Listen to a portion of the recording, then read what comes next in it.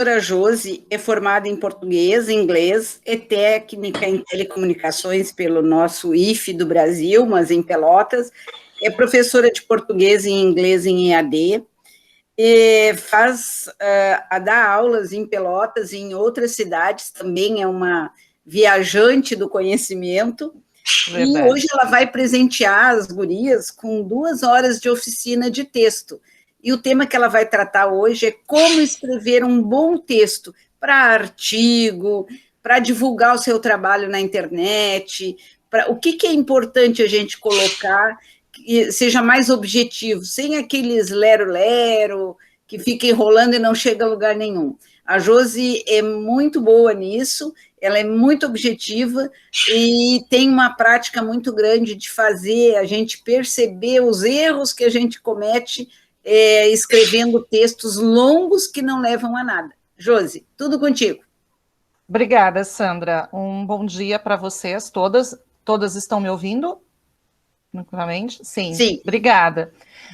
O meu nome é Josiane Fort de Oliveira. Eu desisto de falar o meu sobrenome, né? Porque quase ninguém consegue dizer esse bendito Fort. Né? Então, acaba primeiramente falando do que é um texto. Eu não posso simplesmente dizer que um texto é algo escrito. Na verdade, o texto vai muito além. O texto pode ser visual, ele pode ser oral, ele pode ser de várias maneiras, tá?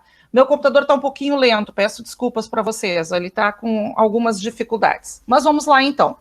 Então, no primeiro momento, quando nós falamos em texto, né, vamos dizer assim, nós temos de ter em mente que o texto é toda e qualquer mensagem partilhada entre mais de uma pessoa, tá? Ou, né, e que tenha compreensão por parte de ambas, né? Então, aqui, ó, quando eu falo em texto, ó, mensagem partilhada entre 2 ou mais pessoas ou entes que tenha significado envolvendo comunicação. Isso é o principal. Se não houver comunicação, eu não tenho texto. Eu tenho um código escrito, um código falado, um código visual, mas que a partir do instante que não tem compreensão de ambos os entes, ele não é mais um texto, ele é apenas um código. Então, o meu texto pode ser oral, quando nós conversamos, como aqui agora, né? Nós podemos ter um texto escrito, que é o que nós normalmente pensamos em texto, e nós podemos ter um texto visual ou gestual. Eu posso... A Libras é um bom exemplo disso, é a linguagem brasileira de sinais, onde há uma comunicação entre as pessoas que compreendem Libras. Uma pessoa que fale Libras, né, que use Libras para se comunicar, tentando falar com um ouvinte que desconhece Libras, ela jamais vai conseguir estabelecer um texto, ela jamais vai conseguir estabelecer uma comunicação, porque não há compreensão de ambas as partes, tem de haver o domínio desse código em ambas as partes. Então, para que haja esse texto efetivamente, eu tenho de ter essa comunicação, tá? Então, como é que eu estabeleço uma comunicação? Parece maluco esse esquema aqui, mas é bem fácil de entender. Essa comunicação, primeiro, precisa de uma mensagem, tá? Essa mensagem, né, enquanto a Márcia não entra ali, eu posso seguindo aqui sem problema algum, né? Bom, quando eu penso em código, então, a gente vai ter, quando eu penso na comunicação, eu vou ter alguns elementos. Acho que a Márcia vai fazer aqui agora. Isso. Todas conseguem ver, meninas? Sim. Tá. Eu vou pedir para a Márcia ir passando. Eu estava no terceiro slide, Márcia. Se possível. Eu coloco no grupo depois esse material. Isso, é bem importante que todas tenham, tá? Se a Márcia puder ótimo. Colocar o terceiro. Muito bom. Estávamos no terceiro. É interessante, né? Bom, retomando então, a comunicação ela vai precisar de 4 elementos básicos, vamos dizer assim. Isso. Obrigada, Márcia, muitíssimo obrigada, tá? Então, eu tenho que ter uma mensagem, certo? Essa mensagem, ela necessariamente precisa ter um código, né? Ou seja, uma forma de linguagem que nós vamos utilizar. Seja essa linguagem visual, seja gestual, seja oral, ou seja escrita, tá? Interessante, esse código deve ter domínio, né, de ambas as partes, tanto do emissor quanto do receptor. Outra coisa, essa mensagem vai precisar de um canal de transmissão, né? Qual é esse canal de transmissão? Pode ser o celular, pode ser a tela do computador, pode ser a própria fala, pode ser, né, uma transmissão visual, vamos dizer assim, estamos frente a frente. Então, ela precisa de um canal para que essa mensagem seja partilhada, tá? E, por fim, eu tenho de ter um emissor e um receptor, ou seja, uma pessoa que transmite a mensagem e uma pessoa que recebe a mensagem. Ah, tá tudo muito bonitinho, tem domínio da linguagem, tem domínio, né, do canal, tudo muito certinho, mas só um fala. A partir do instante que só um fala, não há comunicação. A comunicação se dá quando um troca com o outro a informação. Tem de haver essa troca. E, no nosso caso aqui, está havendo. A Fátima está falando comigo, a Sandra está falando comigo, as meninas estão assistindo, estão entendendo. Então, de alguma forma, está havendo essa comunicação. Qual é o nosso meio aqui? É o computador. Nós temos o canal, nós estamos utilizando o computador, o celular. Nosso meio é a internet. Nós temos um código. Qual é o nosso código? A língua portuguesa brasileira, né? Vale lembrar, nós falamos brasileiro, nós não falamos mais português, tá? Ainda está formalmente escrito lá, língua portuguesa, mas há um movimento muito grande nos estudiosos, nos linguistas, para que se adote língua brasileira. E hoje se sabe que a nossa língua brasileira já tem mais de 20 dialetos. Ou seja, nós já temos diferenças. A Fátima deve perceber, né, Fátima, o jeito da gente falar aqui no sul do estado com o jeito de vocês falarem na região de vocês. Já há diferenças. Imaginem, então, uma pessoa lá do meio da Amazônia comunicando com um gaúcho da fronteira. Vai ser bastante difícil a comunicação, devido aos dialetos, né? Então, hoje não se fala mais português, se fala brasileiro, né? Então, isso é o básico da comunicação. Para que eu tenha o texto, eu preciso ter esses elementos, eu preciso ter essa comunicação. A Márcia poderia trocar o slide, por favor? Se possível.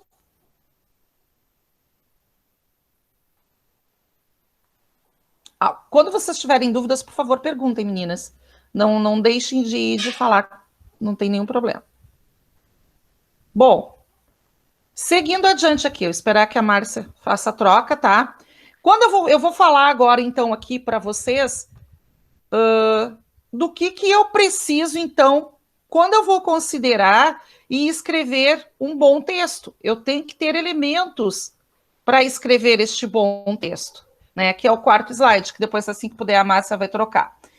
Eu tenho que ter em mente, quando eu vou escrever o meu texto, coisas muito básicas.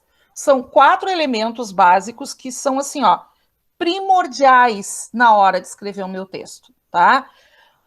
Um deles, eu tenho que considerar o meu público. É a primeira coisa que eu tenho de pensar. Para quem eu quero escrever?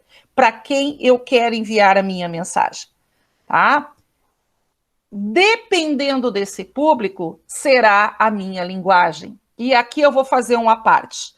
As pessoas diziam assim para mim: Josi, eu fiz um texto maravilhoso para divulgar o meu produto na internet, meu texto ficou lindo, eu escrevi corretamente, não errei ponto, não errei vírgula, mas ninguém leu. Bom, peraí, onde é que tu publicaste teu texto? Eu publiquei no Facebook. Qual era o teu produto? O meu produto era um bolo. Que tamanho era o teu texto? Eu fiz um texto bem descritivo. Opa! Primeiro, gente, quando eu estou vendendo um produto que eu estou colocando, eu tenho que ser extremamente objetivo. Vou destacar as qualidades desse produto? Vou destacar. Aliás, é só o que eu quero destacar, as qualidades. Mas, basicamente, eu tenho de destacar as vantagens de adquirir esse produto. Eu não vou ficar me detendo tanto na descrição. Confessem, falem para mim, vocês olham um texto na internet para vender um produto, o troço é enorme. Vem cheio de rapapés, cheio de detalhezinhos, português correto e bonito. Vocês leem? É óbvio que não, né? Passa por cima. É muito chato, é muito grande. Então, se eu estou escrevendo na internet, se eu estou publicando no Facebook, ok, eu vou procurar escrever com correção, mas com objetividade, não vou buscar uma linguagem rebuscada. Uma linguagem rebuscada não atrai, né? Ela pode até ser muito bem utilizada num artigo científico, ok? Mas nem mesmo na nossa literatura se utiliza linguagem rebuscada mais. Então, quando eu penso no público, eu tenho que automaticamente pensar na linguagem que eu vou utilizar. Eu tenho que pensar nisso, né? Eu vou usar esta linguagem. Outra coisa que eu tenho que considerar, qual é o meu meio de publicação desse meu texto, desse meu material. Eu vou utilizar redes sociais, eu vou criar um blog, eu vou escrever formalmente, eu vou publicar em uma revista, aonde vai ir o meu texto? Né? Dependendo disso, de novo, eu vou pensar público, linguagem, meio. E, por fim, se é um texto mais científico, se é uma redação, se é algo mais precioso, eu tenho de pensar no tema daquele meu assunto, né? E, geralmente, os temas são amplos, e eu vou buscar agora um pouquinho da Érica, né? A Érica falando ali da violência, né, contra a mulher, os direitos da mulher. Normalmente, a gente vê muito em redação, principalmente do Enem, né? Falando da educação inclusiva no Brasil. Ok, um vasto tema. Mas para aí, o que eu sei sobre inclusão? Eu vou falar de qual inclusão? Da inclusão dos surdos, eu posso falar da inclusão da pessoa com transtorno mental, eu posso falar da inclusão da pessoa mais humilde, eu posso falar de diferentes meios de inclusão. E aí eu vou fazer o quê? Eu vou delimitar esse tema. Eu vou buscar ele para aquilo que eu conheço. Eu não posso falar. Bom, então, assim, voltando a isso, eu vou buscar para mim, tá? Eu não posso dar opinião, eu não posso argumentar, eu não posso, até mesmo quando eu estou escrevendo um textinho sobre algo que eu vi na internet. Se eu não conheço, se eu não tenho base, eu não posso seguir escrevendo. Eu vou falar besteira. Eu vou acabar me contradizendo, eu vou contradizer algo que é real, vou contradizer algo que é verdadeiro, verídico dentro daquele conceito. Então, assim, cuidado. Traga para si. Só fale daquilo que saiba. Não fale besteira. Hoje, com as redes sociais, é muito fácil. Se tu fazes algo bonitinho, algo perfeito, que todos gostam, aquilo vai ser compartilhado um dia, 2, 3, uma semana. Mas morre. Agora, se tu fazes algo errado, algo que tu te comprometes, com certeza, certamente, tu vai ser lembrado por muito tempo. Muito tempo. As pessoas são lembradas normalmente pelos erros, pelos enganos que cometem e não pelas coisas boas. As coisas boas acabam passando, né? A gente diz que o povo é sem memória, né? Então as coisas boas acabam passando. Mas para julgar a pessoa, para fazer alguma coisa, vai ter sempre alguém que vai lembrar, ela escreveu aquela besteira horrorosa lá. Não confia no trabalho dela porque ela fez bobagem, né? Então tomar cuidado com isso. A Márcia poderia trocar o próximo slide, então? Bom, eu fiz aqui, gente, tá um pouquinho apagado aqui o slide para a Márcia, para mim estava mais claro, mas dá para a gente ver.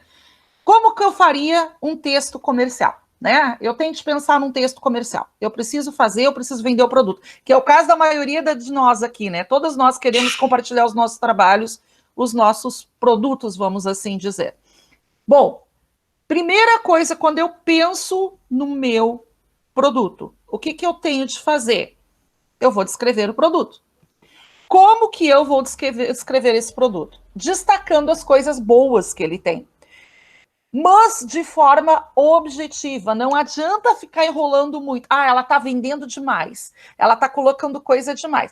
Isso não deve prestar. Tem coisa de boa demais aí para ser verdade, né? Então, assim, tenta de forma objetiva.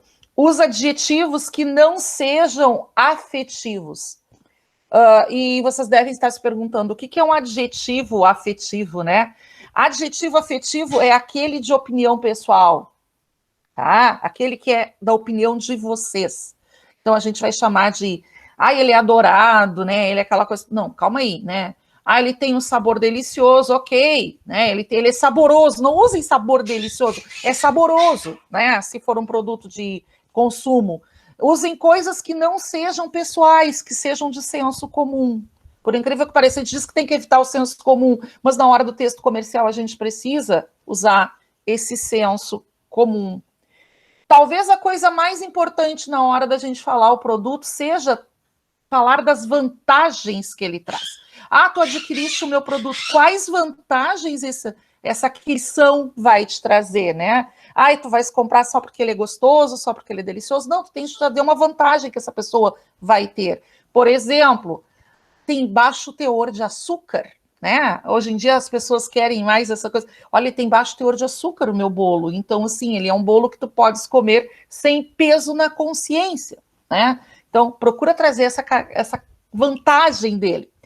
Outra coisa também que a gente tem de pensar bastante, né? Falamos das características, das vantagens e tudo mais. E outra coisa que tem que aparecer muito bem fundamentada: preço, né? Eu vou descrever o preço desse meu produto. E aí, gente, posso até estar sendo meio unfair, como a gente vai dizer assim, não está sendo muito legal, mas no que eu vou falar. Mas é o que funciona. Quando eu vou falar do preço, eu tenho de apresentar um preço original, tá? Que não é o praticado. Na verdade, a gente sabe que não é o praticado, não é o preço verdadeiro. Mas eu vou apresentar esse produto com um preço original e depois eu vou trazer, então, uma oferta para este produto, que é para torná-lo atraente. Eu tenho que atrair o meu cliente. Então, eu vou trazer uma ofertinha, né? Que é o preço, na verdade, normalmente é o preço que seria justo mesmo para nós, para o cliente. E, por fim, eu tenho de apresentar as diferentes formas com que eu vou fazer isso, né? Que eu posso pagar, adquirir esse produto. Hoje a gente tem tantas formas, agora o Pix está na moda, né? Todo mundo está fazendo Pix, eu tenho feito com os meus alunos, eu acho que todo mundo está trabalhando. Então, colocar e destacar isso, tá? As características e o preço têm de estar equilibrados, é um texto que tem que estar igual. Se vocês pegarem um anúncio de uma grande loja, tá bem equilibradinho, né? O único detalhe que eles escondem é o valor total final, né? A gente, quando vai escrever um artigo, a gente está fazendo uma dissertação. Quando a gente está defendendo uma tese qualquer lá, a gente também está fazendo uma dissertação. O que vai variar o tamanho, né? Então a gente tem dissertações menores e dissertações maiores. Eu dei delimita esse tema aqui, traz para algo, para um subtema, vamos assim dizer. E aí, então, traz esse tema para si. Traz para a tua experiência e vai falar da tua experiência. Mas aí eu volto a dizer, quando eu estou dissertando, eu tenho de ser impessoal. O que quer dizer isso? Eu não posso usar primeira pessoa no meu texto. Eu não posso dizer eu e eu não posso dizer nós. Nós sempre vamos utilizar aquele termo neutro, ou seja, acredita-se, pensa-se, é sabido. Para quê? Para que eu traga o leitor para dentro do meu texto. Eu quero fazer o leitor acreditar que ele pensa daquela maneira também. Então, a gente coloca como se fosse de senso geral aquilo que a gente está escrevendo. Então, sempre utilizar a terceira pessoa, né? Bom, fiz isso, né? Delimitei meu tema, escolhi, já sei do que eu vou falar. O que eu vou fazer? Eu vou pensar em 2 argumentos para aquele meu texto. Vou escrever frases curtas, vou escrever uma frase, por exemplo, a violência obstétrica está se tornando uma realidade, né, divulgada no Brasil. Uma possível solução. Então, nesse caso, eu poderia dizer que educação, né, e divulgação dos casos nas mídias poderia reverter o quadro, né? Então, apresentei 3 pontos, eu tenho 3 pontinhos escritos. E isso vale para um artigo científico também, eu também tenho de ter esses pontos, certo? Feito isso, o que eu vou fazer? Eu vou unir esses 3 pontos em um único parágrafo. Feito isso, eu tenho a minha introdução. Porque o que é a introdução? A introdução é apresentar um resumo daquilo que vai ser falado. Não é ficar contando história, não é copiar trecho de algum outro lugar. Não, é apresentar de forma clara e objetiva aquilo que eu vou falar, né? A partir disso, então, eu vou partir para o meu desenvolvimento, certo? O que é o meu desenvolvimento? Eu vou escrever pelo menos 2 parágrafos, no caso de um artigo, parágrafos maiores, no caso de uma redação de Enem ou vestibular menores, né? No Enem, por fim, eu vou fazer a minha conclusão. O que é a minha conclusão? Na minha conclusão, eu vou reafirmar a minha introdução. Não adianta eu fazer uma conclusão completamente diferente da introdução, porque aí o teu texto ficou incoerente. Se eu não concluir aquilo que eu levantei, então a minha argumentação foi falha. Então eu tenho que voltar a reafirmar lá na minha conclusão aquilo que eu fiz na introdução. Sempre lembrando, ser objetivo, não comentar fatos, não trazer referências de fora se tu não sabes dizer de onde tu tiraste. Se tu não sabes de onde veio, pode ser uma fake news. E aí tu vai estar incorrendo em erros. Então não pode fazer isso, né? Tem que saber muito bem. Senão não cita nada, fala do teu conhecimento mesmo, não cita ninguém, tá? E sempre usar a terceira pessoa, que é para fazer a pessoa que está lendo, teu público, acreditar que ele também pensa daquele jeito. Quando eu vou pensar na crônica, tá? O que é a crônica? Muita gente confunde a dissertação com a crônica. A crônica é aquele texto estilo Marta Medeiros, que a gente gosta tanto. A crônica é aquele texto que traz uma opinião, a gente tem opinião pessoal ali, expressa, mas esse texto é baseado em um fato que pode ser verídico ou que tem o que nós chamamos de verossimilhança, tá? O que é verossimilhança? Ele não é verdadeiro, mas ele poderia ser, tá? Ele é muito parecido com a realidade. Ele não aconteceu, mas ele é perfeitamente plausível de ocorrer, tá? Então, assim, a crônica vai surgir a partir disso, né? E que é o tipo de texto que a gente normalmente vê, né, na internet, que a gente vê em vários lugares. Bom, ao contrário da dissertação, na crônica eu uso a primeira pessoa, porque ali eu estou me expressando de fato, eu estou realmente mostrando a minha opinião e de algumas pessoas que pertencem ao meu grupo, então usar o eu e o nós é aceitável e é recomendável, né? Então, quando eu vou escolher o tema que eu vou falar, novamente, como eu disse, tem de ser algo, né, que aconteceu ou é verdadeiro, e que eu tenha conhecimento. Novamente, a gente vê muito do achismo, né? A pessoa fica comentando a respeito, por exemplo, de problemas que uma vacinação possa trazer, né? Eu não sei nada, o que eu quero dando minha opinião lá, minha opinião é furada, posso até incorrer em problemas sérios, até problemas legais, porque eu não sei do que eu estou falando. Então, novamente, volto a falar, traz o tema para si, né? Aquilo que eu conheço, aquilo que eu domino, aquilo que eu trago. Dentro da introdução, diferentemente do que acontece dentro da dissertação, na crônica eu vou contar a história. Eu vou contar de onde eu tirei a minha opinião. Eu vou comentar um determinado fato. Eu posso comentar a lentidão da vacinação no Brasil, eu posso comentar o maus tratos aos animais, eu posso relatar um caso de agressão que eu fiquei sabendo que aconteceu, eu posso falar a respeito da alimentação orgânica, não importa o assunto, mas eu sempre tenho que contextualizar esse assunto, eu tenho que dizer de onde veio a minha opinião. Então, na introdução se espera que se conte uma pequena história, de forma rápida, objetiva, mas se conte o fato que originou aquele meu texto, o fato que trouxe à tona aquela minha opinião. Por que eu estou opinando? Eu não estou opinando de graça, mas algo me chamou a atenção. Às vezes uma situação, uma mãe brigando com uma criança na rua, né? Ah, a mãe está sendo violenta porque ela está brigando, gritando com a criança? Ou será que a criança tem problemas e elas só reagem na base do grito? Eu lembro da minha situação. Meu filho foi adotado aos 8 anos de idade, com todo tipo de trauma que possa existir, e eu levei um choque quando a psicóloga disse para mim assim: teu filho não reage ao amor, ele só reage à violência, tu vais ter que trabalhar com ele o amor, mas para chegar nele tu vais ter que gritar com ele, tu vais ter que sacudir ele, porque é a única maneira que ele conhece de reação. Então as pessoas às vezes olhavam para mim com os olhos arregalados, porque eu tinha que falar muito alto com ele para que ele tivesse uma reação, e todo mundo ficava me olhando, tá, mas peraí, o que está acontecendo? Ela está agredindo o menino? Não, era o único jeito que eu tinha de chegar nele. Claro que isso mudou depois, mas no primeiro momento foi assim, né? Então, quando eu vou opinar, eu estou vendo aquilo ali, eu posso falar a respeito disso, né? Eu posso falar porque eu vivi essa experiência, então eu posso expressar a minha opinião em relação a isso, né? Então, é isso que a gente vai trazer. Eu vou comentar essa história, eu vou contextualizar para poder explicar o porquê da minha opinião. Eu não posso simplesmente chegar e despejar minha opinião. Não dá, eu tenho que ter uma base de onde ela surgiu. Então, dentro da introdução, eu expresso essa opinião, né, o relato, e automaticamente expresso a minha opinião. Depois eu vou fazer, então, o meu desenvolvimento.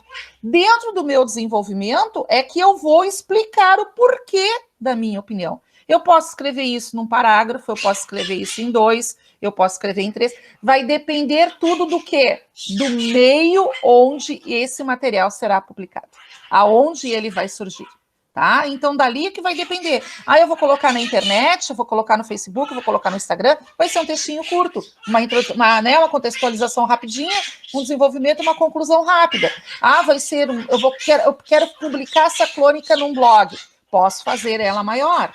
Ah, eu pretendo escrever um livro de crônicas, vou desenvolver um pouco mais. Então, tudo vai depender disso. E lembrando, ao contrário da dissertação do artigo científico e tudo mais, em que a linguagem é formal, tem que ser aquele português brasileiro, aqui eu posso usar gírias, eu posso usar... eu conheço esses palavrões e os textos são maravilhosos, não perderam o sentido. Por quê? Porque eu estou pensando em quem? No meu público. O meu público é mais jovem, então eu vou escrever numa linguagem jovem. E isso não quer dizer que o meu texto não está bem escrito. Pelo contrário, ele está muito bem escrito, porque ele alcança o seu público, né? Então, eu vou tentar escrever de uma forma leve. A crônica tem que ser leve. Por fim, quando eu pego e vou fazer o fechamento, vou fazer a conclusão dessa minha crônica, o que eu tenho de fazer? Primeiro, vou retomar aquilo que eu falei, né? Vou ter que retomar a minha opinião, né? Vou ter que retomar aquilo que eu falei lá na introdução. Todo texto que é bem escrito retoma a introdução, né? E, por fim, eu vou dar um fechamento para essa minha opinião, né? E, geralmente, a gente retorna aqui, quando a gente está fazendo esse fechamento, a gente retorna lá para a historinha, né? Talvez isso explique tal fato, aquela coisa toda, né? A Marta Medeiros é mestre em fazer isso, né? Ela vai lá e retoma. Quando a gente está lendo a conclusão, ela vai lá e volta para o que ela disse no início, né? E aí a gente fica fascinado, assim, meu Deus, como é que ela consegue juntar todas essas ideias? Mas ela segue essa receitinha aqui, essa receitinha básica, né? Então, que aparentemente é tão simplesinha, é tão fácil da gente fazer, e a gente tem tanto medo, né? Então, basicamente é isso. Nós temos de saber diferenciar o tipo de texto que a gente tem de saber diferenciar o público que a gente tem de observar o meio, né, vamos dizer assim, de publicação, já que a gente está falando de texto escrito, basicamente, né, a publicação onde a gente vai colocar, e aí sim observar o linguajar que nós vamos utilizar. É isso, meninas, eu fiz uma coisa bem rápida, uma coisa bem simples, a Sandra me falou em 20 minutos, acho até que eu passei, né, Sandra? Me alonguei um pouquinho. Mas foi importante, nem falei nada porque era importante continuar. Né? Então, a Kátia, tu passa para ela depois o contato da Josi. Até amanhã.